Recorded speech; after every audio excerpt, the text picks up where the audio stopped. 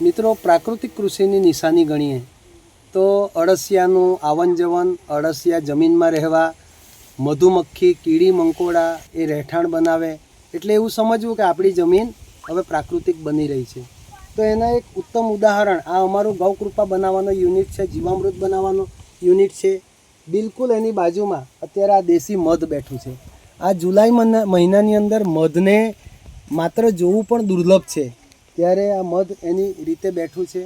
મધને ખ્યાલ છે અને મધુમક્ખીઓને અમે આ અમારા કેમ્પસમાં બોલાવવા માટે અમે વરિયાળી છે, ગલગોટા છે, વિવિધ ફૂલ જે છોડો છે એને પણ અમે એક જે 10 બાય 10ના પ્લોટમાં વાવીએ છીએ અને ખેતરના શેઢા પાડે વાવીએ છીએ. તો આ બધાના પરિણામ રૂપે આપણને આ મધ છે, કીડી મંકોડા છે, જીવજંતુ છે, એ બધું આપણે અહીંયા એકી સાથે આ જે બાયોડાયવર્સિટી છે, જૈવ વિવિધતાનું જે ચક્ર છે એ આપણી જમીનમાં જાતે નિર્માણ થાય છે. આપણે ખેડૂતે ખેતી નથી કરવાની, આ બધા જે જૈવ ચક્રના જે જીવો છે એ જ આપણી ખેતી કરે છે.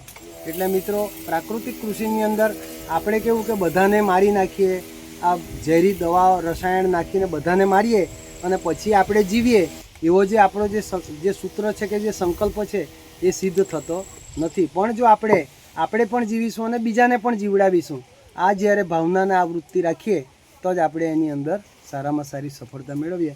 આ અમે પોતે ખાવા માટે આજે કેળો પણ બનાવેલી છે, પપૈયા છે, અને એનું અવારનવાર ફ્લાવરિંગ આવે છે. એટલે બધી જ વસ્તુઓ આ વાડીની અંદર એકી સાથે આપણને મળી રહે છે.